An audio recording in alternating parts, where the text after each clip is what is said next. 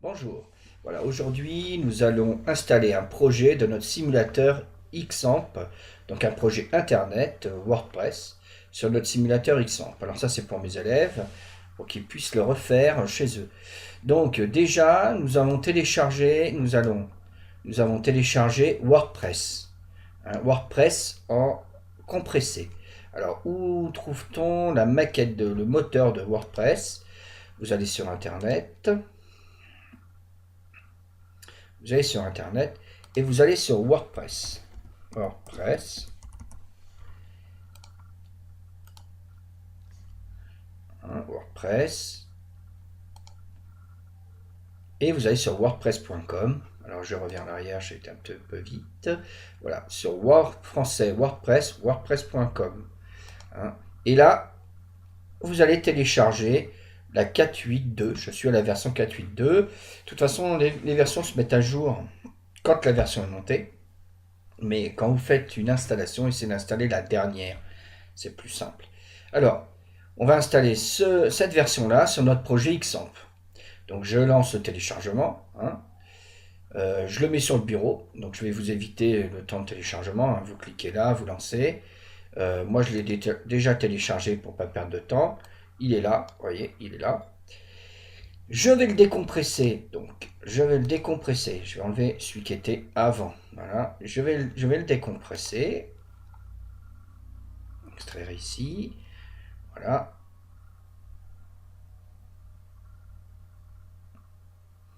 Voilà.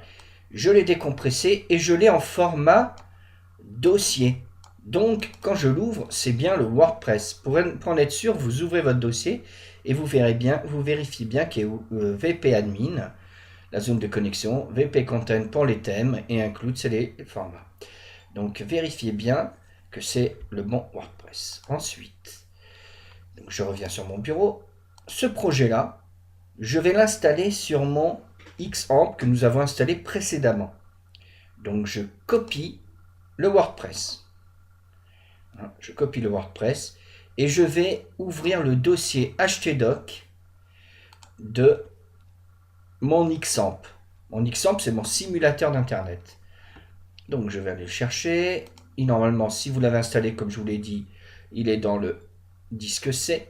Donc vous cliquez dans le disque C et vous allez dans Xampp. Vous voyez celui-là. Vous cliquez et vous arrivez dans htdoc. Je vais vous montrer, je vais faire un affichage plus grand. Vous allez dans htdoc. Vous savez, je l'ai perdu moi. Voilà, htdoc. Vous l'ouvrez et vous collez votre WordPress. Donc j'ai collé, comme je vous dis, si je réduis, j'ai collé, j'ai fait un copier, copier-coller de mon WordPress, donc qui était sur mon bureau, dans le dossier htdoc qui est dans Xampp. Ok, ça je vais l'enlever parce que ça c'était des dossiers qu'on avait fait quand on avait essayé de le faire. Ensuite, c'est assez facile maintenant. Maintenant, je ferme tout ça. J'ai mis mon dossier WordPress. Excusez-moi, je ne ferme pas. Je vais renommer mon dossier WordPress. Donc, je vais l'appeler, on va l'appeler essai UIV. Essai UIV.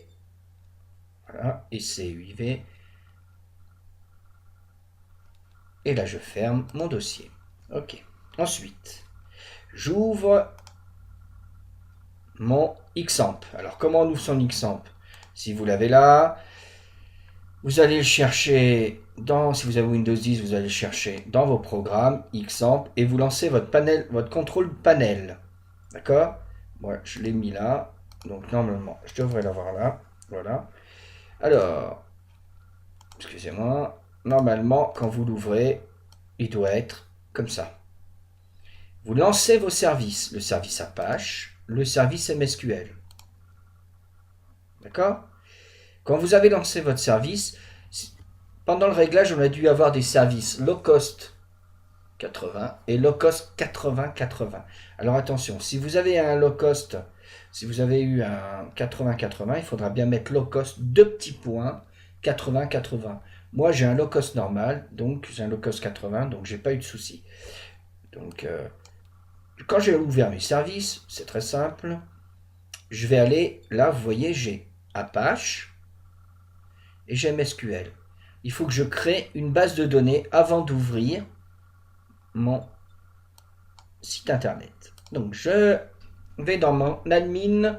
Alors, je vais recommencer pour vous montrer. Je vais dans MSQL, stop admin, et je vais dans mon admin. Je l'ouvre. Et là, qu'est-ce que j'ai? J'ai mon PHP admin, j'ai ma base de données. C'est là où je contrôle ma base de données. Là, je vais pouvoir créer des données, les nouvelles bases de données. Si j'ai perdu mon mot de passe, je peux le récupérer par cette zone-là. Je peux faire plein de choses. Quand j'ai accès à ma base de données, j'ai accès à mon WordPress. Hein, et en données. Donc, il faut bien faire attention, il faut bien maîtriser avant de commencer à modifier des choses. Donc, je vais créer une nouvelle base de données. Je crée une nouvelle base de données. Et là, qu'est-ce que je fais? Je crée. J'ai mis essai UIV. Je vais mettre essai UIV.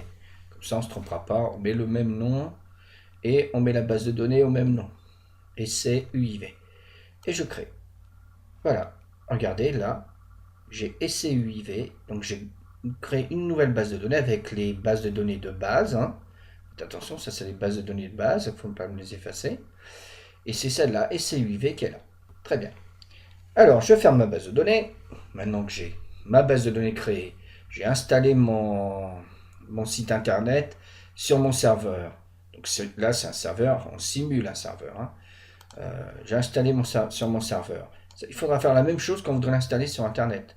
Il faudra installer votre dossier WordPress sur internet, paramétrer votre base de données, et après, vous pourrez commencer à paramétrer votre WordPress. Et bien, on va y aller. J'ouvre internet. Donc, j'ouvre Mozilla. J'ouvre internet. Et dans l'adressage de la page, alors faites attention, je ne parle pas dans la barre de recherche de Google. Je parle dans la barre d'adressage, celle qui est là-haut, là.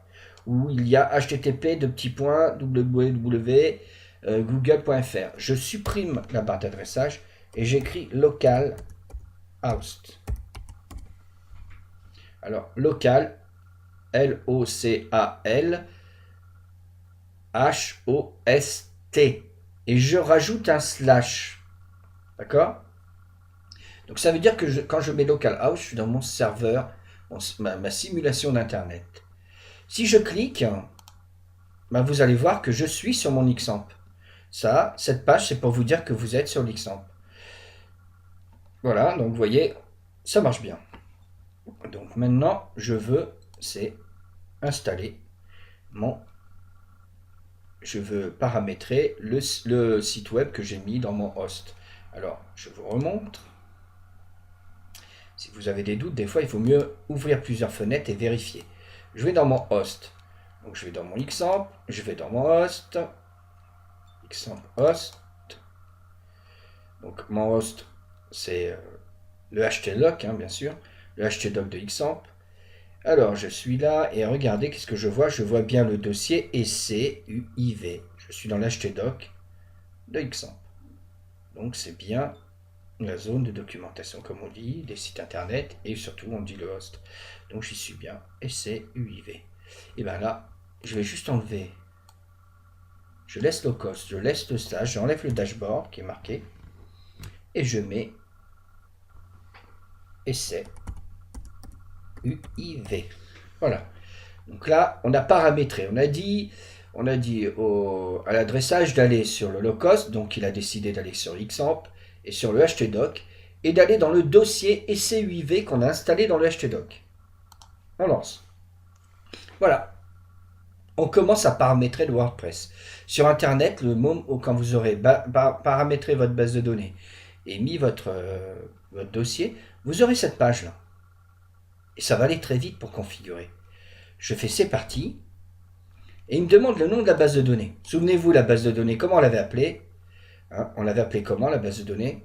Je rouvre mon Apache. Je vais dans mon admin. Et vous voyez bien, la base de données, on l'a appelée aussi ECUIV. Donc là, il me demande nom de la base de données. Donc là, je vais mettre ECUIV. Les identifiants, quand vous êtes sur un serveur, un simulateur de serveur, donc sur votre ordinateur. Vous embêtez pas à mettre des identifiants et ni des mots de passe.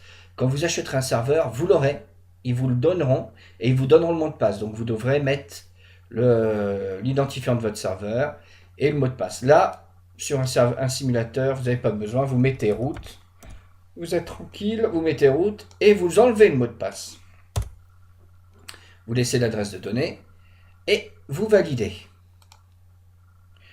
C'est parfait, il a installé notre WordPress sur notre base de données. Donc en fin de compte, il a rempli les bases de données. Par curiosité, on va aller voir. Nouvelle table, non, par curiosité, excusez-moi, c'est pas maintenant encore, j'ai été trop vite. Il faut lancer l'installation, on lance l'installation. Donc là, il va nous demander le titre du site. Alors on va l'appeler, comment on pourrait l'appeler le site? On va l'appeler UIV, comme ça sera simple. Identifiant. Là, cet identifiant, il ne faut pas l'oublier. Si vous l'oubliez, vous ne pourrez pas rentrer dans votre zone d'administration du site. Donc il faut essayer de ne pas l'oublier. Donc là, on va l'appeler UIV, on a appelé le titre du site UIV. On va appeler, comment on pourrait l'appeler? On va l'appeler Joseph. Et le mot de passe. Alors moi, je vous demande de mettre un mot de passe simple, parce qu'autrement, vous allez me paumer. Je vais mettre Joseph 03. Comme ça, je ne le perdrai pas. Bon, là, il faut confirmer que le mot de passe est faible. Faites attention, essayez de vous souvenir des mots de passe, comme ça, c'est simple. Pour les maquettes, essayez de mettre toujours le même. Quand vous êtes dans votre serveur privé, mettez toujours le même, parce que c'est que des maquettes. Ensuite, quand vous serez sur votre serveur que vous aurez acheté, mettez vraiment un mot de passe sécurisé. Ok. Et là, il faut mettre votre adresse mail. Donc moi, je vais mettre FIO Développement.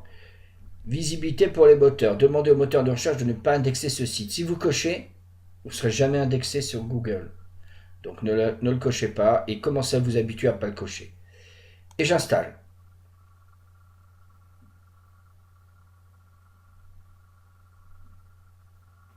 Voilà, c'est parti. Donc il m'installe mon site internet sur mon serveur. Ensuite, quand ça sera fini, on va attendre un petit moment, parce que normalement ça va assez vite. Voilà, c'est fait. Quel succès, WordPress installé. Merci d'en profiter par curiosité. Tout à l'heure, je vous ai emmené, je me suis fait avoir, c'était trop tôt. Maintenant, on va aller voir. On va aller voir ce qu'il y a dans notre base de données. Eh bien, regardez. Tout à l'heure, elle était vide, notre base de données. Maintenant, regardez. Si je clique Essai UIV, eh bien, j'ai mes bases de données pleines avec mon, comment on appelle ça, mon WordPress de base. Donc, il y a 12 tables. Et ces 12 tables, c'est ce qui fait marcher notre WordPress. Donc, notre base de données, on n'en a plus besoin. Maintenant, on va s'identifier, se connecter. On va se connecter, il nous demande le nom d'utilisateur. Donc, on a mis Joseph, et on a mis Joseph 03 comme mot de passe. Je vais me mettre ce souvenir de moi, comme ça je serai tranquille. Et on se connecte. Et voilà, on a installé notre WordPress. Alors, c'est sûr, là, on a notre site. On a notre site de base. Donc on a la version 2017. Je peux changer ma version. Donc ça sera sur le prochain tuto. Pour le moment, je vous ai fait ce petit tuto pour que vous puissiez installer autant de projets que vous voulez pour travailler toutes les maquettes. Parce qu'il y a plein de thèmes. Et c'est bien de les travailler en maquette avant de les lancer sur votre projet. De bien travailler, de bien comprendre comment ils marchent avant de commencer de le faire sur votre projet ou sur votre serveur.